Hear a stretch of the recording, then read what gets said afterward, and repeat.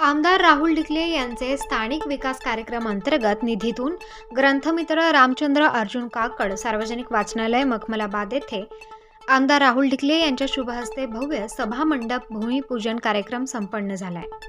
आमदार राहुल ढिकले यावेळी म्हणाले की वाचनालय ही ज्ञानाची मंदिरे आहेत। वाचनालयामुळे देशाचा, राज्याचा, गावाचा, परिसराचा विकास होत असतो।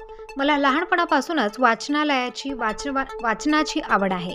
लहानपणी बरेच बालवाङ्मयाचे आणि आता थोरा मोठ्यांची चरित्रे वाचनाची आवड आहे। त्यामुळे वाचनालयासारख्या परिसरात माझ्या आमदार निधीतून या ठिकाणी सभागृह होत असल्याचा मला विशेष आनंद होत आहे। याप्रसंगी आमदार ढिकले यांनी सदर कामासाठी ग्रामस्थांच्या वतीने सतत पाठपुरावा करणारे पहिलवान वाळू काकड, गोकुळ काकड यांचे विशेष आभारही मानले आहेत। कार्यक्रमाच्या अध्यक्षस्थानी वाचनालयाचे अध्यक्ष रामदास पिंगळे हे होते। कार्यक्रमाचे प्रास्ताविक वाचनालयाचे उपाध्यक्ष संदीप धात्रक यांनी व संचालक संजय फडोळ व ग्रंथमित्र राजेश शिरसाट यांनी केले। आभार प्रदर्शन संचालक सुभाष तेडके यांनी मांडले। व्यासपीठावर अध्यक्ष रामदास पिंगळे, नगरसेविका सुनीता पिंगळे, नगरसेवक पुंडलीराव खोडे, वाचनालयाचे संचालक देवराम पवार, संजय फडोळ, मखमलाबाद सोसायटीचे सभापती शंकरराव पिंगळे, ग्रामविकास मंडळ अध्यक्ष विष्णू काकड, ज्येष्ठ पंढरीनाथ काकड, सुनील केदार, मोतीराम मुरकुटे, डाळिंब व्यापारी बापूशेठ पिंगळे, ज्ञानेश्वर काकड आदी उपस्थित होते। या प्रसंगी आमदार राहुल ढिकले यांचा सत्कार गावातील सर्व संस्था व ग्रामस्थांच्या वतीने करण्यात आलाय। या प्रसंगी ग्रामस्थांच्या वतीने नगरसेविका सुनीता पिंगळे, हरिभक्तपरायण बाळासाहेब काकड, कैलास दराडे, सभापती शंकरराव पिंगळे, बापूशेठ पिंगळे तसेच संचालक गोकुळ काकड यांनी आपल्या मनोगतात आमदार राहुल ढिकले यांनी गावातील केलेल्या कामाविषयीची सखोल माहिती दिली। ग्रंथमित्र रामचंद्र अर्जुन काकड सर सार्वजनिक वाचनालय मखमलाबादच्या वतीने आयोजित केलेल्या आजच्या या भूमिपूजनाच्या कार्यक्रमाला उपस्थित असलेले आपल्या सर्वांचे मार्गदर्शक पंढरीनाथजी काकड, आमचे मार्गदर्शक पितृतुल्य पंढरीनाथजी पिंगळे, रामदास मामा पिंगळे, देवरामजी पवार, संदीपजी धात्रक, बाळासाहेब काकड, दामोअण्णा मानकर, पुंडलिकराव खोडे, सुनील नाना केदार, ज्यांच्या अथक परिश्रमातून हे काम होतंय असे गोकुळ भाऊ काकड, सुनीता पिंगळे, शंकर नाना पिंगळे, बापूशेठ पिंगळे, नारायणांना काकड, निवृत्ती मामा महाले, अजून कोणाचं नाव राहिलं असेल तर वेळेअभावी पहिलवान मी एकच आहे। खरं तर तुम्ही मग नव्हते, मग चांगलं जावं सांगितलं, अजून यांना खडे लागू राहिले आमचे डोळे। त्यामुळे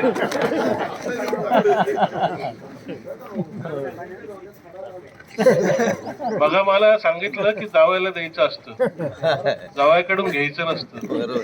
म्हटलं गावचे 2-2 जावई 3 वर्षांनी धोंडा येतो, आम्ही 3 वर्षांनी मागायला येत नाही, 5 वर्षांनी येतो आणि काय मागतो तर मत ते पण तुम्ही देत नाही, आता करायचं का?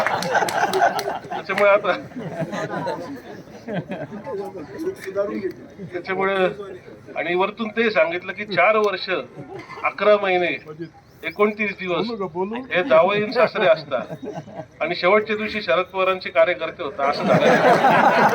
शेवटी दुःखा सुखात आम्हीच असतो, कामं करायला तर आम्हीच असतो। तुम्हाला दिल्लीला जाऊन काम होतील का? तिथं भांडावं लागतं। आता आमचे सुनील भाऊ धात्रक मला सारखे पेट्रोलचं करायचे, मी लक्षवेधी टाकली, माझी स्वीकारली नाही गेली। म्हटलं या बाबाला बोलायचं का? आता 3दा झालं। मग मी आमचे राहुल नार्वेकर त्यांच्याकडे गेलो, म्हटलं अहो ते करा म्हणे। अरे महापालिकेने सांगितले की आता आपली प्रशासकीय राजवट हे 50 कोटीचं 40 ते 50 कोटीचं काम असेल, एवढं आम्हाला धरता येणार नाही।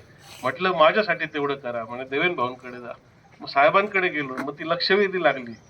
मग त्या लक्षवेधीत मी आयुष्यात पहिल्यांदा त्या कायदे मंडळात भांडलो। कायदे मंडळ हे वकील माझ्यातला जागा झाला आणि तिथं भांडलो आणि नंतर पहिला फोन सुनील भाऊला केलं धात्रकांना की भाऊ झालं, तुमची ऑर्डर निघाली, विधानसभेतून ऑर्डर खाली येते आणि तो पेट्रोलच राहता। त्याच्यामुळे काय काय करावं लागतं सासरवाडीसाठी, अजून काय सांगायचं? अति सहवासात अवज्ञा म्हणतात तसं असतं. मी लांबचा आमदार असतो ना तर मला एवढा त्रास नसता. सगळ्यांना कौतुक असतं की या गावचा आमदार आमचा, तर मी त्याच मतदारसंघात त्याची माझी चुकी नसते. पण आता सासरवाडीकडे लक्ष द्यावं लागेल.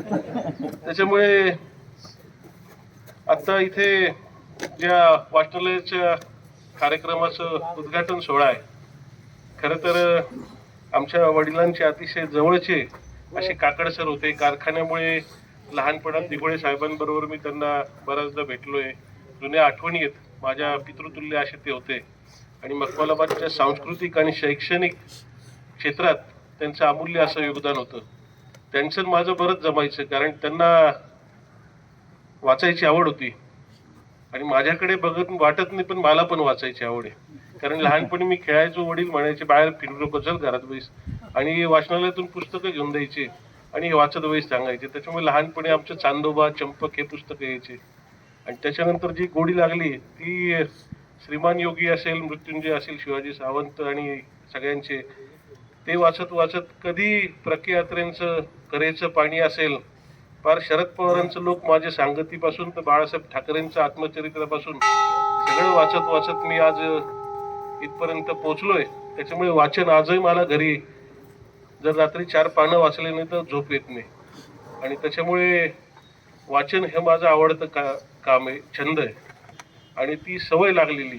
त्याच्यामुळे जेव्हा वाचनालय असतं, एखादं अभ्यासिका असते, तिथं जास्तीत जास्त कसं काम करता येईल त्या क्षेत्रात, हे मला पण त्या गोष्टीत मी उत्सुक असतो. आणि त्याच्यामुळे आज जे काम इथे आमचे गोकुळ भाऊ असतील, वाळूअप्पा असतील किंवा बाकीचे बाळासाहेबजी असतील काकड, त्यांच्या माध्यमातून जे काम होतंय त्याला मी पण खरंच ह्या काम देऊन मी समाधानी आहे. कारण चांगलं काम झालं पाहिजे. मळे रस्ते वगैरे होत राहतात, परंतु आपलं सामाजिक आणि धार्मिक क्षेत्र विस्तारणं, त्याचं काम होणं हे गरजेचं आहे. आणि त्याच्यामुळे 1 कोटी रुपये आपण तरतूद धरलेली आहे बाळासाहेब. पण गोकुळ भाऊशी माझं आधीच बोलणं झालं होतं की 1 कोटीत काही होणार नाही. जे काही निधी वरतून लागेल तो निधी मी देणार आहे. कारण एक सांगतो, माझं शरीरच मोठं नाही तर मन पण तेवढं मोठं. मी पैलवान माणूस एखाद्या भानगडीत पडत नाही, पडलो तर पूर्णच करतो. त्याच्यामुळे जे काही इथे लागेल, आता गोकुळ भाऊला माहिती आहे की आपण कमान याच्यात धरलेली आहे. आणि जेव्हा आम्ही दोघं बसलो होतो, वाळूअप्पा पण नव्हते, तेव्हा त्यांना म्हटलं, अहो 1 कोटीत एवढं मोठं काम होणं मला अवघड वाटतंय. त्यांनी सांगितलं 1.5-2 कोटी लागतील. आता निधी आलेला आहे. आता आजच माझ्या पीएला मी सांगतो ते, आणि गोकुळ भाऊ बसतील, इंजिनियरला बोलून घेतो. उद्या एक फायनल इस्टिमेट तुम्ही सांगा तुमच्या अपेक्षा काय. कारण खोल्या आत्ता वाढल्या, टॉयलेट आत्ता वाढलं, टॉयलेट करणं गरजेचंच आहे. परंतु ते जे इस्टिमेट आहे ते काय 20-25 लाखात असेल. 25 लाखाच्या वेळी 40 लाख, 15 लाख एक्स्ट्रा धरून ठेव. परंतु मग तुमचं काम व्यवस्थित आणि तुमच्या अपेक्षेप्रमाणे व्हावं, त्याच्यासाठी तुम्ही थोडंसं लक्ष द्या. नाही तर मी देतोय आणि तुमचं लक्ष नाही, भलतंच काहीतरी होऊन जायचं, असं व्हायला नको. त्याच्यामुळे त्या प्लॅन जो आहे, डिझाईन जी आहे कामाची वरची, ते आपण बघून घ्या. आचारसंहिताच्या आत आपण ते चेंजेस तुम्हाला पाहिजे तसे करून घेऊ. त्याच्यात ॲडिशनल जो फंड आहे तो आत्ता उपलब्ध आहे, तो लगेच टाकून घेऊ, जेणेकरून आपलं जून-जुलैपर्यंत काम पूर्ण होऊन आपल्याला ते लोकार्पण करता येईल. दुसरं, मग आमच्या संदीप भाऊ धात्रकांनी सांगितलं की आपल्याला नाल्याला रिटेनिंग वॉल करायची. तर रिटेनिंग वॉलला निधी फार लागतो, पहिली गोष्ट. आणि दुसरी गोष्ट, रिटेनिंग वॉल जेव्हा आपण एखादी भिंत बांधतो तेव्हा त्याला इरिगेशन पासून सगळ्या गोष्टीच्या एनओसीज लागतात, सर्वे लागतो. आणि त्याच्यामुळे रिटेनिंग वॉल जर बांधली तर पूर येणार नाही ना, रिटेनिंग वॉल जर बांधली तर आजूबाजूच्या भागात पाणी घुसणार नाही ना. या सगळ्या गोष्टी बघून एनओसी घेऊन मग त्याची तरतूद करावी लागते. आता हा प्रश्न आत्ताच माझ्याकडे आला आहे आणि मी मगा सगळ्यांनीच सांगितलं की मी स्टेजवर कधी आश्वासन देत नाही, कारण मला अनुभव वाईट आहे. आपण स्टेजवर बोलतो, पूर्वीचे पुढारी यायचे, काय पाहिजे विचारायचे, आमच्या दादा गोष्टी सांगायची. एक पुढारी होता, गावात आला, विचारलं, गावाला सांगितलं नळ पाहिजे, हा म्हणे देतो. दुसरा आणि पाणी पाईपलाईन पाहिजे, हा म्हणतो देतो. तिसरा आणि टाकी पाहिजे, हा म्हणतो देतो. चौथा म्हणतो धरण पाहिजे, हा म्हणतो देतो. हा म्हणतो मग म्हणे धरणानंतर नदी नाही, हा म्हणतो नदी जोड प्रकल्प देतो. 5वे उठतात ज्येष्ठ, ते म्हणतात सगळे पण आमचा भाग दुष्काळी, पाऊस, हा म्हणतो पाऊस पण देतो. तसं आश्वासन देणाऱ्यातलं मी नाही, कारण ही नवी पिढी आहे. मी जर असं बोललो, पुढच्या वेळेस आलो, तुम्ही म्हटले का रे बाबा आश्वासन दिलं होतं, तर मी जर म्हटलो मी दिलंच नव्हतं, तर तुम्ही तर शांत बसाल, पण हा भाऊ म्हणाल लाव रे तो व्हिडिओ. त्याच्यामुळे जर पूर्ण होत नसेल तर परत ते आश्वासन दिल्यासारखं. त्याच्यामुळे ह्या गोष्टीची आपण वर्कआउट करून कसं आपण त्याच्यात याच्यात सगळं बसतं ते बघून त्या नाल्याचे निर्णय घेऊ. तर नाला नक्की आपण पूर्ण करू, कुठं तरतूद करू कुठं ना कुठं, परंतु आत्ता त्याचा मला अभ्यास नाहीये, त्याच्यामुळे त्या गोष्टीत बोलणं बरोबर नाहीये. त्याच्यानंतर एक माझी वैयक्तिक विनंती की आमच्या दादांचं नाव काही इथे देऊ नका, कारण पिंपरीत मी 10 कोटीची कामं केलेत, 2 कोटीचं फक्त अभ्यासिका आहे. बाकीचे इंटरनल गावचे रस्ते, कॉन्क्रिटीकरण वगैरे सगळे सभागृह आहेत, त्यांना मी दादांचं नाव देऊन टाकेल. इथं गावातल्या ज्येष्ठांचं द्या, जेणेकरून मला स्वतःला समाधान वाटेल की तो निर्णय गावकऱ्यांचा आहे, तो निर्णय आम्ही आमचा घेऊ. त्याच्यानंतर राम मंदिराचा इथं विषय निघाला, तर पैशाचा विषय नसतो, काही गोष्टी ह्या भावनेसाठी असतात, सगळ्या गोष्टी मतासाठी नसतात. मी राहतो काळाराम मंदिरासमोर, माझा जन्म तिथे झालाय, माझा पत्ता आपल्याला माहिती आहे, रामबाग, ढिकलेनगर, काळाराम मंदिर, पूर्व दरवाजा, पंचवटी, नाशिक. तिथं रामाचं आमचं जेव्हा शेती होती, बरेच जुन्या लोकांना माहिती, आमचे पंढरी बाबा आहे, मामा आहेत सगळे आमचे, त्यांना माहिती आहे. पूर्वी आमच्या शेतीतून गुलाबाचे फुलं रोज रामाला जायचे, आता शेती काही राहिली नाही, प्लॉट पडलेत. परंतु लहानपणी जेव्हा आम्ही जेवण वगैरे झाले, सगळे राम मंदिरात जाऊन बसायचो आणि रामाचं कीर्तन ऐकता ऐकता मी मोठं झालो. आणि आजही जेव्हा सकाळी काकड आरती असते ती माझ्या घरात ऐकून येते. त्याच्यामुळे श्रीराम म्हटलं तर माझंही कुठेतरी आराध्य दैवत ते विकनेस आहे. आणि आमच्या पक्षाकडून जेव्हा नावं घेतली गेली तेव्हा काही पैसे सार्वजनिक वाचनालयाच्या या परिसरामध्ये 1 कोटी रुपयाच्या वारकरी संप्रदायाच्या डोमचं भूमिजन कार्यक्रमाच्या उद्घाटन समारंभासाठी उपस्थित असलेले आपले लोकप्रिय आमदार राहुलभाऊ ढिकले, सन्माननीय व्यासपीठ आणि उपस्थित मखमालाबाद मधील सर्व ग्रामस्थ आणि तरुण मित्रांनो, हरिभक्त पारायण बाळासाहेब काकड असतील, विष्णू प्यारे काकड असतील, यांनी अनेक दिवसापासून म्हणण्यापेक्षा अनेक वर्षापासून त्यांची एक मागणी या ठिकाणी होती की मखमालाबाद मध्ये कुठेतरी एक आपल्याला अद्यावत डोम असला पाहिजे. आता वेळ खूप झालाय, जास्त बोलायचं नाही, परंतु वाळूभाऊ काकड असेल, आमचं सर्व सार्वजनिक वाचनालयाचं कार्यकारी मंडळ असेल, ज्या ज्या वेळेला या ठिकाणी आपण बसलो त्या त्या वेळेला आमदार साहेबांना आम्ही या डोम विषयी माहिती दिली होती आणि भाऊंनी सांगितलं होतं मी एक तर शब्द देत नाही आणि दिला तो पूर्ण करतो. भाऊंनी स्वर्गीय काकड सरांच्या कार्यक्रमामध्ये या डोमचा शब्द दिला होता आणि आज प्रत्यक्षामध्ये त्या स्वप्न आज या मखमालाबादकरांचं या ठिकाणी पूर्ण केलंय. त्याबद्दल मखमालाबादकरांच्या वतीनं प्रथम आता मी भाऊंचं मनापासून सहर्ष स्वागत करतो. कारण कॉर्पोरेशन मधनं या ठिकाणी आमच्या भगिनी पिंगळेताई असतील, पुंडलिकराव खोडे असतील, ज्ञानेश्वरजी पिंगळे असतील, त्यांना बरोबर घेऊन मग नारायणराव काकड असेल, वाळूभाऊ असतील, मखमालाबाद मधले सर्व पक्षाचे सर्व कार्यकर्ते, मखमालाबाद मध्ये आमदार साहेब काम करीत असताना या नगरसेवकांनी खरोखर पक्षीय मतभेद बाजूला ठेवून पक्ष कोणताही असो निवडून आल्यानंतर तो सर्वांचा गावचा असतो हे हेतूमधनं त्या ठिकाणी मोठ्या प्रमाणामध्ये या ठिकाणी कामं केले. त्यामध्ये ज्ञानेश्वरजी पिंगळे यांचा वाटा निश्चितपणाने लोक समोर बोलती नाही, पाठीमागे बोलतात की ज्ञानेश्वर पिंगळेने या ठिकाणी चांगली कामं केलेली आहेत. त्या परिस्थितीमध्ये त्यांना निधी कमी पडला. वाळूभाऊंनी मखमालाबाद मध्ये बांधवांना आपल्याला माहित नसेल की विनायक हेंगडेंचा रस्ता असेल, तानाजी आप्पाचा रस्ता असेल, त्या ठिकाणी विष्णू प्यारे काकड यांच्या घराकडे जाणारा रस्ता असेल त्याचं त्या ठिकाणी टेंडर प्रोसेसला आहे. मोतीराम पिंगळेंच्या इकडचा असेल, त्यानंतर गोपाळवाडीचा 20 वर्षापासून असलेला तो एक रस्ता असेल, असे अनेक रस्ते भाऊंनी या ठिकाणी डांबरीकरण केले, मंदिरं केले, अनेक कार्यक्रमांना या ठिकाणी जाता आलं. भाऊ जो शब्द देतात तो शब्द या ठिकाणी पूर्ण करतात. भाऊंनी या वाचनालयाच्या डोमसाठी या ठिकाणी जो निधी दिला, आमच्या कार्यकारिणीच्या बैठकीमध्ये तरुण सर्व मित्र परिवाराने एक सूचना आम्हाला केली होती की हा डोम जो करतो त्या माणसाचं नाव या ठिकाणी दिलं पाहिजे. मी त्यांना सांगितलं की आमदार साहेबांचं या ठिकाणी नाव द्यायचं नाही, आपल्याला जर नाव द्यायचं असेल तर सहकार मर्सी स्वर्गीय उत्तमरावजी तथा दादासाहेब ढिकले यांचं नाव या ठिकाणी द्यायचं आहे. कारण त्याचं कारण असं की भाऊ दादा ज्या कार्यक्रमाला या ठिकाणी मखमलाबाद मध्ये आले असतील, मग तो त्यांचा पक्षीय कार्यक्रम असेल, काही विकासाचे उद्घाटने असतील, दशक्रिया असेल, अंत्यविधी असेल, असा एकही कार्यक्रम नाही का त्या कार्यक्रमाला आल्यानंतर दादा या वाचनालयामध्ये आले नाही.